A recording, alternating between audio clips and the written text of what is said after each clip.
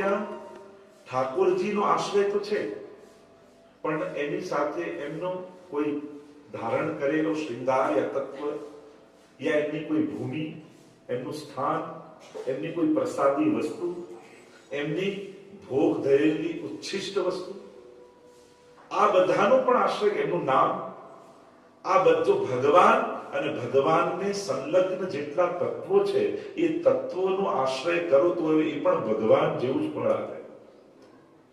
આપણી ત્યાંનો વિવેક છે. જેમ બધે ઠાકોરજીનું સ્વરૂપ ન પધરાવી, જેમ જુદી જુદી જગ્યાએ આપણે કોઈ નવી ગાડી લીધી યા નવું ઘર કર્યું કે શું, તો બધે તમે ઠાકોરજી નથી, પણ ત્યાં શું કરવું? ભગવત પ્રસાદી વસ્તુ પધરાવી. હવે મૂર્તિઓ એટલી બધી મળવા લાગી છે કે બધે જ આપણે આગળ રાખીએ, પણ એક ડિગ્નિટી પણ છે કઈ જગ્યાએ ઠાકોરજીનું સ્વરૂપ પધરાવાય અને ક્યાં એમની પ્રસાદી વસ્તુનો ઉપયોગ કરાય. એટલે જે બીજી જગ્યાઓ છે જ્યાં આપણે કોઈ નવું ઘર લીધું હોય તો ત્યાં શરૂઆતમાં કંઈક બહાર મૂકતા હોય તો બહાર ઠાકોરનું સ્વરૂપ ન પધરાવે, ત્યાં ઠાકોરજીનો પ્રસાદી ઉપરનો હોય, પ્રસાદી માલાજી, જેમ ઘણી વાર ગાડી નવી લીધી તો ઠાકોરજીને પોતાને પધરાવી દેવાની જરૂર ન હોય, પણ ત્યાં ઠાકોરજી પ્રસાદી ઉપરનો ગુરુદેવ ઉડાડેલો હોય, પ્રસાદી માલાથી પધરાવી દો, પ્રસાદી કંકુથી તમે ચાંદો કરો, સાથીઓ કરો, ટીકો કરો, તો એમાં ભગવાનના આશીર્વાદ આવી ગયા જ કહેવાય. એટલે દરેક જગ્યાએ ઘણી વાર એવું થાય આશીર્વાદ પણ એક વચ્ચે ક્યાંક વિદેશમાં મને બેન મળ્યા હતા, માજી હતા, બહુ મોટી ઉંમરના, એને પગમાં કંઈક વાગી ગયું હશે, તો બસ બસ અહીંયા જ હાથ અડાડો તો તમારું સારું થઈ જાય. માને કે તમને માથામાં આશીર્વાદ ના, મારે અહીંયા જ ઓપરેશન થયું, અહીંયા જ હાથ અડાડો સારું થાય. બીજું પગમાં ના, મારે અહીંયા જ ઠીક થાય. મેં તમે ગોળી અહીંયા ખાવ અડાડો છો ના, નહીં તો મોઢામાં કહું મેં તોય મટી જાય છે ને, એ માથે આશીર્વાદ મૂક્યા તો ત્યાં પહોંચી જ જશે. તો પેલા કેટલા પગમાં જ હાથ અડાડો, ભોળા માંગીએ તો મેં તો અડાડે જ ખરાબ, એ વાતો નથી, એમને સંતોષ થાય. પણ જરૂરી નથી કે ત્યાં જ આશીર્વાદ મળે. આશીર્વાદ તો જ્યાં અપાતા હોય ત્યાં જ અપાય. ગોળી મુખમાં જ મુકાતી હોય તો મુખમાં જ ખવાય. એ તો રોગ સુધી ગોળી શોધીને પહોંચી જાય, એનું ઠીક કરી દે. એમ આશીર્વાદ હાથ માથે જ રાખીને લેવાય. એ આશીર્વાદની જ્યાં જરૂર હોય ત્યાં આપમેળે રસ્તો ગોતી લે, પણ ત્યાં જ આશીર્વાદ ન લેવાના. એટલે જ જીવનમાં એક વિવેક છે. એટલે કે પ્રભુ સંબંધી તત્વો પણ ભગવદ રૂપ જ છે. આપણે કહેતા કોઈ સારા પ્રસંગે અચાનક કોઈ વૈષ્ણવ આવી જાય તો એ સંકેત એવો જ માનવો, જો ઠાકોરજી આશીર્વાદ આપ્યા એનો સંકેત શું? આજે અચાનક મારા સારા પ્રસંગે વૈષ્ણવ આવી ગયા. આજે હું જતો હતો મને એકદમ વલ્લભકુલ મળી ગયા, એમના આશીર્વાદ મળી ગયો તો સારું કામ કરવા જો ઠાકોરજીના આશીર્વાદ મળી ગયા. આપણે ત્યાં આ ભાવ છે. એટલે દરેક જગ્યાએ ભગવાન જ હોય જરૂરી નથી. ભગવત સંબંધિત તત્વની પ્રાપ્તિ યા એને પધરાવીને પણ ભગવાનના આશીર્વાદ મેળવી શકાય. આ વિવેક છે. અને આવો જ ભાવ ભગવાન અને ભગવત તત્વોમાં સમાન બુદ્ધિ રાખવી. એટલે પહેલા સમયમાં તો કોઈ મોકલતા, જેમ પોતે ન પધારી શકતા હોય મહારાજ કે આચાર્ય શ્રી, તો કોઈ વૈષ્ણવને ઉપરનો ઓઢાડીને મોકલે.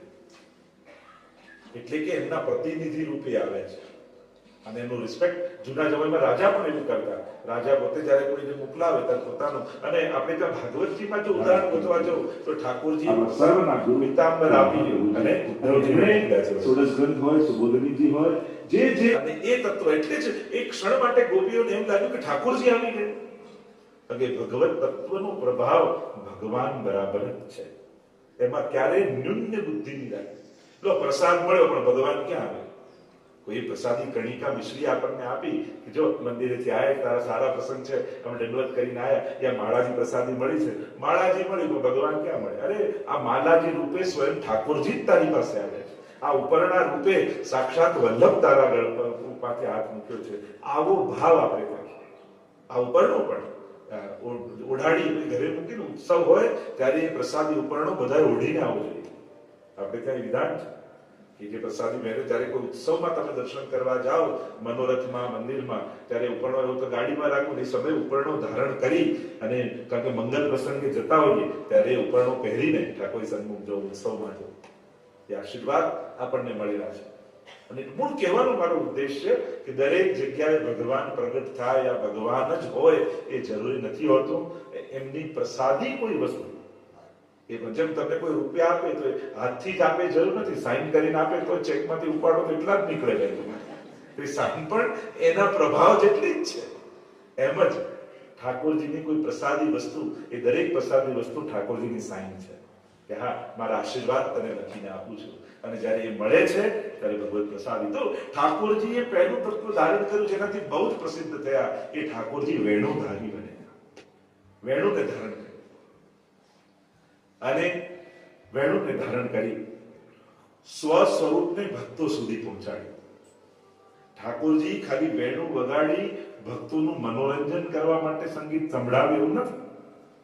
વેણુ તો એક આખી માધ્યમ છે, એક પ્રોસેસ છે કે ભગવાન જે રસો વહી સહ છે એ પોતાને રસરૂપ બનાવી એ વેણુમાં પધરાવી અને વેણુને માધ્યમ બનાવી સ્વ રસાત્મક સ્વરૂપને ભક્તો સુધી પહોંચાડે છે. અને ભક્તોના કર્ણમાં એ વેણુના નાદ દ્વારા ભગવાન એમના હૃદયમાં પધારે છે. એટલે ભગવાન કેવળ આ સંગીત વગાડીને મનોરંજન ભક્તોનું કરવા માટે વેણુનાદ નથી કરતા. એ તો પોતાનું સ્વસ્વરૂપનું દાન કરવા માટે વેણુનાદ કરે છે. ઠાકોરજી વેણુ વગાડતા વગાડતા વૃંદાવનમાં પધારી રહ્યા છે. અને વેણુનાદ કરતું સ્વરૂપ કૃષ્ણનું સુપ્રસિદ્ધ છે, વિશ્વભરમાં પ્રસિદ્ધ છે. કારણ કે 6 ધર્મરૂપ વેણુતાકું ધર્મી રૂપ અનેક ગાથાઓ વેણુ માટે ગવાય છે. તમે વેણુ ગીત નામનો આખો પ્રસંગ, આખો અધ્યાય ભાગવતજીના 10મા સ્કંદમાં છે કે વેણુનાદ દ્વારા કેવો પ્રભાવ વેણુનો વ્રજમાં થાય છે. અને ઠાકોર જ્યારે વેણુ વગાડે છે ત્યારે લતા પતા વૃક્ષો નદીઓ હરણીઓ ગાયો પક્ષીઓ કેવા પ્રભાવ, કેવા રસમગ્ન બની જાય છે. જાણે સાક્ષાત ભગવાન એમના હૃદયમાં આવીને બિરાજી ગયા હોય એવો અનુભવ એમને થાય છે. આ મૂળમતી હરણીઓ ધન્યા સમૂળ મતયો વિહરિણ્ય એકા યા નંદ નંદન મુપાત વિચિત્ર વેશમ આકર્ણ વેણુ રણિતમ સહકૃષ્ણ સારા પૂજામ દધુ વિચિતામ પ્રણયાવલોકૈ. મૂળને પણ જે પ્રેમ શીખવાડી દે એ છે ઠાકોરજીની વેણુ. જે પ્રેમને જાણતો ન હોય, જેની અંદર પ્રેમ તત્વ ન હોય, આ વેણુનો નાદ એની પ્રેમ રૂપ પોતે હરી છે. કારણ કે ભાવ પ્રેમ થાય ને પછી ભગવાન પાસે જવું ના, અરે પ્રેમની મૂર્તિ જ ભગવાન છે. તું એમની પાસે જઈશ તો પ્રેમ આપણે પ્રગટ થશે. એ પ્રેમનો પારસમણી છે ભગવાન છે ને, એ પ્રેમનો પારસમણી છે. જેમ લોખંડને પારસમણી અડે તે સોનું થઈ જાય, એમ જે શુષ્ક જીવ છે, અરસિક જીવ છે, જે નિષ્ઠુર જીવ છે, એને કૃષ્ણ રૂપી પ્રેમનો પારસમણી સ્પર્શે તો એની અંદર પણ પ્રેમ પ્રગટ કરી દેતો હોય છે. પ્રેમ હરિ કો રૂપ હૈ, જો હરિ પ્રેમ સ્વરૂપ એક હોય દ્વય યો નસે, જો સૂરજ અરુધુ. સાક્ષાત મૂર્તિમંત પ્રેમનું એ કૃષ્ણ છે. અને એટલા માટે કૃષ્ણ પાસે જવા માટે તમારી અંદર પ્રેમ જાગે એની રાહ જોતા નહીં. કારણ કે જગાડનારો જે છે એની પાસે જશો તો પ્રેમ એ જગાડી આપશે. તો કૃપાનું એક સર્વોપરી લીલા ઠાકોરજીની એ વેણુનાદની લીલા છે. અને એટલા માટે પ્રાય કૃષ્ણને વેણુનાદ કરતા આપણે દર્શન કરીએ છીએ. તો વેણુધારી ઠાકોરજી. બીજા મહાભારતના પ્રસંગોમાં આપણે જોઈએ કે ચક્રધારી ઠાકોરજી, સુદર્શન ચક્રને ચક્ર ધર્યો જનતાપ નિવારણ, આપણે કઈ પદોમાં પણ અનેક પ્રકારથી ગાઈએ છીએ. તો બીજા પ્રભુ ધારણ કરે છે સુદર્શન ચક્ર. એનું નામ જ છે સુદર્શન, કે જેનું દર્શન સુદર્શન હોય. અને ભક્તોની રક્ષા માટે જ ઠાકોરજી ધર્યું છે. અને એટલા માટે પ્રભુ ચક્રધારી છે. અને અનેક તમે પ્રસંગોમાં જુઓ, ભક્તો પર કૃપા કરવા માટે એ તમે જ્યારે અમરીશ રાજાની કથામાં જુઓ છો અને ત્યારે સુદર્શન એમની પાછળ દુર્વાસા મુનિની પાછળ દોડે છે અને બચાવવા માટે ભગવાન પાસે જાય છે. અને ત્યારે ભગવાન એમ કહે છે કે જેનો અપરાધ કર્યો છે એ તને ક્ષમા કરી છે. જ્યાં વિષ્ણુજીને મારવા ભગવાન દોડે છે, વિષ્ણુજી કે આ સુદર્શન છે. મૃત્યુ ક્યારે પણ સુંદર ન હોય, પણ ભગવાન મૃત્યુ પણ આપે તો એ પણ સુદર્શન કરનારી. સુદર્શન લાગે ભક્તને, એ સુદર્શન છે. યા જેને જોતા જ માણસનું દર્શન એ સુદર્શન બની જાય. જો દેખાય તો બધાને છે, પણ દરેકનું દર્શન એ સુદર્શન નથી હોતું. જેના થકી ઠાકોરજી જીવની વૃત્તિને બદલી દે એ સુદર્શન છે. આપણે આપણી બધા પાસે આંખો છે, પણ આપણે બધા જ્યારે કોઈ એક દ્રશ્યને જોઈએ છે ત્યારે બધાને જુદા જુદા ભાવથી એ દ્રશ્ય દેખાય છે. બધા પાસે કાન છે પણ કોઈ વસ્તુને સાંભળો તો એ દરેક માં જુદી ફીલિંગ પેદા કરે છે. સંસ્કૃત સાહિત્યમાં ભણવામાં એવું આવતું થાય કે હવે સૂર્યાસ્ત થયો એમ એક વ્યક્તિ બોલ્યા અને 10-15 જણા ઉભા હતા, દરેકને જુદો વિચાર. દુકાનવાળાને તો દુકાન બંધ કરવાનો ટાઈમ થઈ ગયો એમ કે છે, હવે તો સૂરજ આથમ્યો છે. પેલા સંધ્યાવંદન કરનાર બ્રાહ્મણને એમ થયું કે મારી ત્રીજી સંધ્યાવંદન કરવાનો સમય થઈ ગયો. સ્ત્રીને એમ થયું કે હવે તો દીવો પ્રગટાવવાનો ટાઈમ થયો, તુલસી ક્યારે. એક જ વાક્ય બોલ્યા પણ દરેકને પોતાના પ્રમાણે વિચાર આવ્યો. તો આંખો દર્શન બધાને મળ્યા છે પણ દરેકનું દર્શન એ સુદર્શન કરનારા ઠાકોરજી છે. અને એટલા માટે દર્શનને સુદર્શન બનાવે એ ચક્રધારી પ્રભુનું કાર્ય છે. એટલે જ શિશુપાલે 100 અપશબ્દો ભગવાનને બોલ્યા અને ભગવાનને સુદર્શન કર્યા કે ભલે તું અપશબ્દો બોલે, હું તો તારો ઉદ્ધાર જ કરીશ, હું તને નરકમાં નહીં નાખું. આ દૃષ્ટિ સુદર્શન દૃષ્ટિ છે. આંખો મળી, જીવન મળ્યું, વ્યવસ્થા મળી, સંસાર મળ્યો, પણ સુદર્શન ન હોવાને કારણે બધું જ ક્લેશમય દેખાય છે, બધું જ ઉદ્વેગમય જીવન લાગે છે. કારણ સુદર્શનનો અભાવ છે. આ સત્સંગ એ ભગવાનનું એવું ચક્ર છે જે આપણા દર્શનને સુદર્શન બનાવી દે છે. અને એટલા માટે સત્સંગ આપણને દૃષ્ટિ આપે છે. મહાપ્રભુજી માટે અજ્ઞાન અતિનિદાનસ્ય જ્ઞાનાંજન શલાકયા, જ્ઞાનનું અંજન મહાપ્રભુજી આજી આપણા દર્શનને સુદર્શન કરી દે છે. દુર્ઘટનામાં પણ કંઈ ભગવાનની કૃપાને જોઈ શકો છો કે કુંતાજી જ્યારે જુએ છે કે પુત્રના ગર્ભમાં ભગવાન પ્રવેશી અને સુદર્શન દ્વારા પરીક્ષિતની રક્ષા કરી, ત્યારે કુંતાજીને ખબર પડી કે ભગવાન કેવા કૃપાળુ છે, ભક્તોની તો રક્ષા કરે છે, ભક્તોના વંશની પણ રક્ષા કરે છે. એવા ઠાકોરજી કૃપાળુ છે. અને કુંતાજી નિકટ આવીને વંદન કરવા લાગ્યા, સ્તુતિ કરવા લાગ્યા. આવા પ્રભુ કૃપાળુ છે. જ્યારે ભીષ્મજીને મારવા દોડ્યા, યુધિતુર ગરજો વિધુમ્ર વિશ્વ વચનલિત સ્તંભવારી અલંકૃતાસ્ય, અને ભીષ્મજી જ્યારે અર્જુનનો રથ તૂટ્યો અને ભગવાનને આવ્યો ક્રોધ દર્શનનું આહ્વાન કરી અને રથનું પૈડું લઈને ભગવાન દોડ્યા છે. પણ એ દર્શન પણ ભીષ્મજીને તો ભગવાન કૃપા કરવા આવતા હોય એવા જ થયા છે. અને એટલા માટે ચક્રધારી પ્રભુ. અને ત્રીજા પ્રભુએ જે ધારણ કર્યું જે પ્રસિદ્ધ છે, મમ પ્રભુ શ્રી ગિરિરાજ. અને ત્રીજું તત્વ પ્રભુ જે ધારણ કરે છે એ ગિરિરાજજીને ધારે છે, જે આપણા સ્નાનજીવામ શ્રી ગોવર્ધન નાથનું જે સ્વરૂપ છે. પોતાની ટચલી આંગળીમાં ગિરિરાજજીને ધારણ કરી અને સ્વભક્તોને આશ્રયનું દાન કરે. કારણ જ્યારે વિપત્તિઓ ચારે બાજુથી આવે ત્યારે જીવે કોનો આશ્રય કરે, કોના દ્વારા આપણા દુઃખનું નિવારણ થાય. તો ઘણીવાર એમ પણ છે કે આપણા કરતા દુઃખ આવે તો ભગવાનને નહીં કહેવા, પણ તો ભગવાનને નહીં કહે તો જીવ કોને કહેશે? હા, સર્વોચ્ચ ભક્તિની અવસ્થા એ છે કે જે આવ્યું આપણે સહી લઈને ભગવાનને શ્રદ્ધ ન કરો, પણ કદાચ ભગવાનને કહે તો એમાં કોઈ અપરાધ નથી. કારણ ભક્તો અનન્ય આશ્રય કરીને ઠાકોરજીની પાસે બેઠા છે અને પોતાના દિલની વાત એ પ્રભુને નહીં કહે તો કોને કહેશે? અને એટલા માટે અન્યાશ્રય કરતા સકામ ભક્તિ ઉત્તમ છે. પોતાના દુઃખના નિવારણ માટે ગમે ત્યાં ફાફા મારવા કરતા ઠાકોરજીને કહીને પોતાના દુઃખની નિવૃત્તિ કરવી શ્રેષ્ઠ છે. કારણ કે આપણે એના થયા છીએ તો આપણું સુખ અને દુઃખ એનાથી જુદું નથી. અને એટલા માટે જીવનમાં ક્યારેક કોઈ પણ સંકટ આવે, કોઈ પણ એવી વિપત્તિ જેવી આવે તો બીજે બધે ફાંફા મારવા કરતા ઠાકોરજી પાસે જઈને પોતાના હૃદયની વાત કરી. કારણ કે પ્રભુ પ્રણત ક્લેશ નાશાય ગોવિંદાય, પ્રણત ક્લેશ નાશાય, નમન કરવા માત્રથી એ જીવના ક્લેશનો નાશ કરનારા છે. અને એટલા માટે કદાચ દુઃખ આવ્યું અને ઠાકોરજીને વિનંતી કરી તો એમાં કોઈ અપરાધ નથી કરતો, એમાં કોઈ દોષ નથી. આ વૈષ્ણવનો વિવેક છે, કારણ કે વૈષ્ણવ સાથે જ જોડાયેલું છે ઠાકોરજીનું સુખ અને દુઃખ. અને એટલા માટે જ્યારે મનમાં શાંતિ કરવા માટે ઘણીવાર કહી દેવાથી મન શાંત થતું હોય છે. આ જીવનો સ્વભાવ.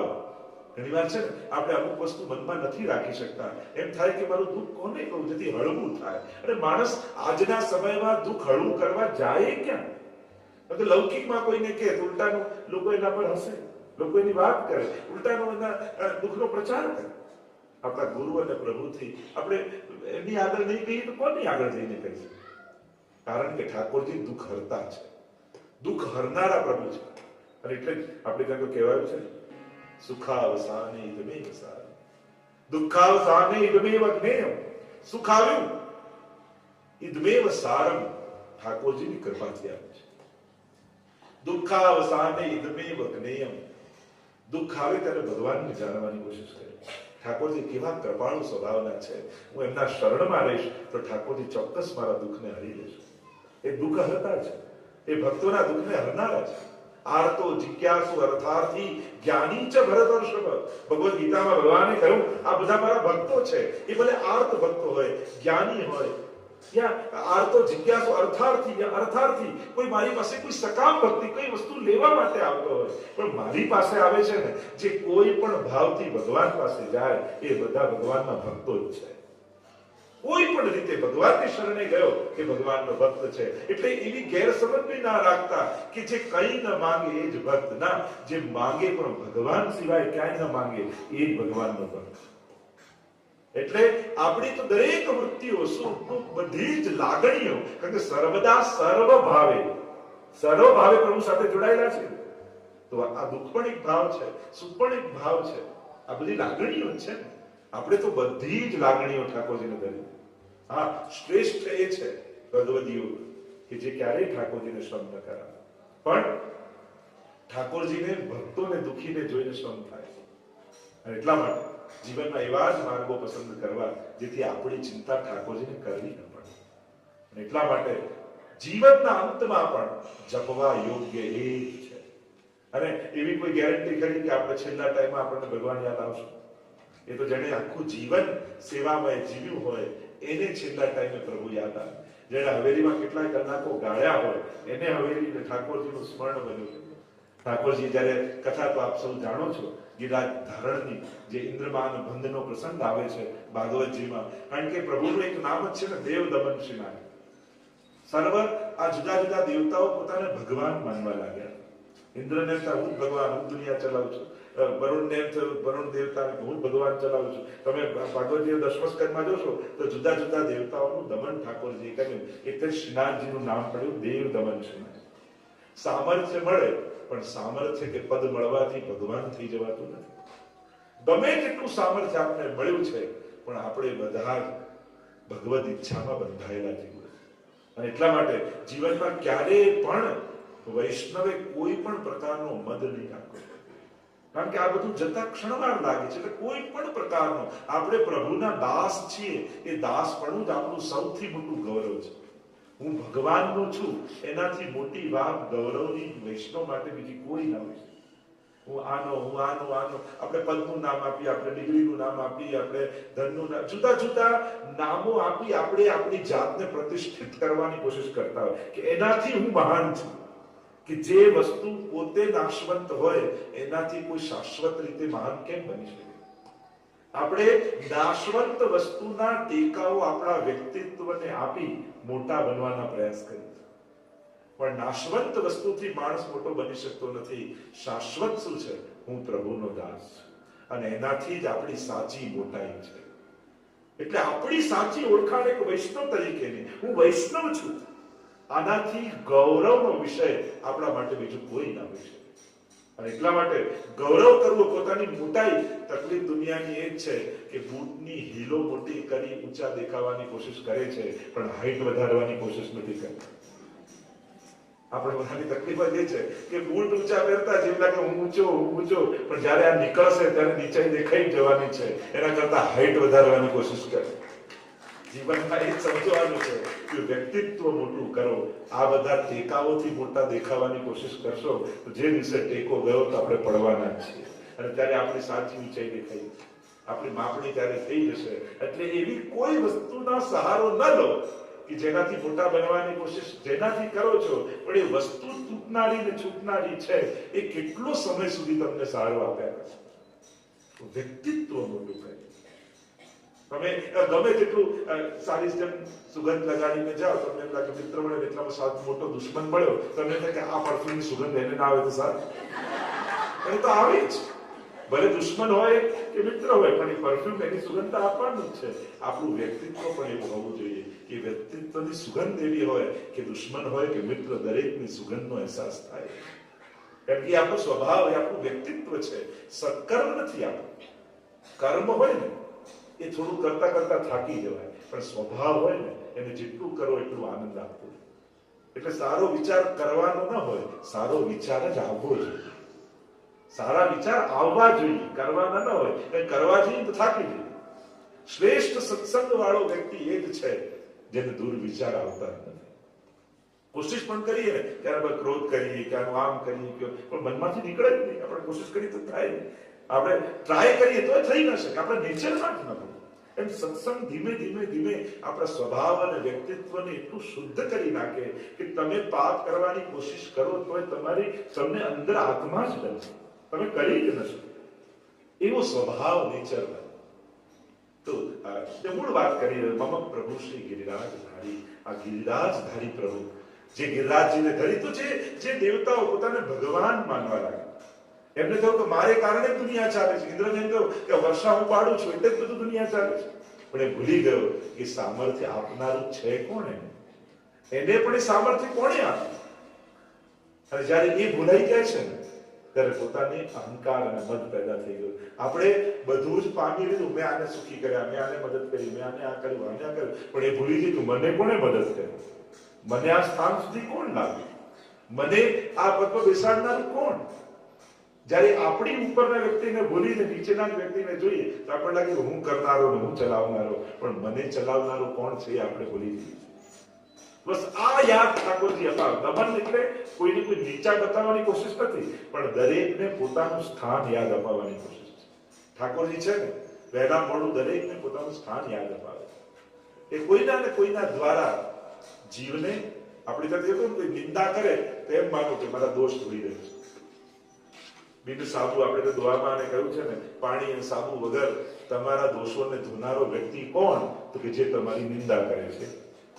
હવે જે તમને ચોખ્ખા કરી આપતા હોય એની જોડે ઝઘડો કરાય કે પ્રેમ કરાય? જે આપણા દુર્ભાગ્યને ટાળતો હોય એની જોડે, એના કરતા વાલો આપણો બીજો કોણ? તો જે નિંદા કરે એને આશીર્વાદ આપજો કે તારા સિવાય મારું કોઈ નથી કર્યું. કારણ કે કપડા ધોઈ તો પહેરું છું, પણ આ જીવાત્માને જો તું નિંદા કરી તારા માથે પાપ ઓઢી અને મને ચોખ્ખો કરે છે. કારણ કે એને તો પાપ લાગે જ છે, એને તો દોષ લાગે જ છે, કારણ કે એ નિંદા કરી રહ્યો છે. નિંદા એ દોષ છે, એટલે એને તો અપરાધ લાગે છે. પણ તમારો ફાયદો શું થાય? તમને ચોખ્ખું કરે છે. એટલે વિચારો પોતાનું ખરાબ કરી જે બીજાનું ભલું કરે, એનાથી સારો માણસ બીજો કોઈ મળે દુનિયામાં આપણને. અને એટલા માટે જે આપણું સારું કરતો હોય એની જોડે ખરાબ વ્યવહાર ના કરાય. આપણે તો એને સારું કરવું જોઈએ. આપણું બિચારો સારું કરે છે, કયા વગર. આપણે તો કીધું નથી મારું સારું કર. આપણે તો એને રિક્વેસ્ટ નથી કરી કે મારું સારું કર, મારું ચોખ્ખું કર, મારું આમ કર. તોય બિચારો પોતાના માથે પાપ લઈ આપણને ચોખ્ખા કરે. પછી એવા વ્યક્તિ જોડે ઝઘડો થાય. એની તો દુઆ આપવી જોઈએ, પ્રભુ આનું બધું સિદ્ધ કરજો, આનું મને ચોખ્ખા કરે. તો દ્રષ્ટિ આ સુદર્શન છે. આ વસ્તુ સુદર્શન છે કે જીવનના આ સંજોગોને, આ વ્યક્તિઓને, આ પરિસ્થિતિઓને તમે કયા દૃષ્ટિકોણથી જુઓ છો? તમારા દર્શનને સુદર્શન બનાવી શકો છો. સત્સંગ આપણને દ્રષ્ટિ આપે કે દર્શનને સુદર્શન બનાવો.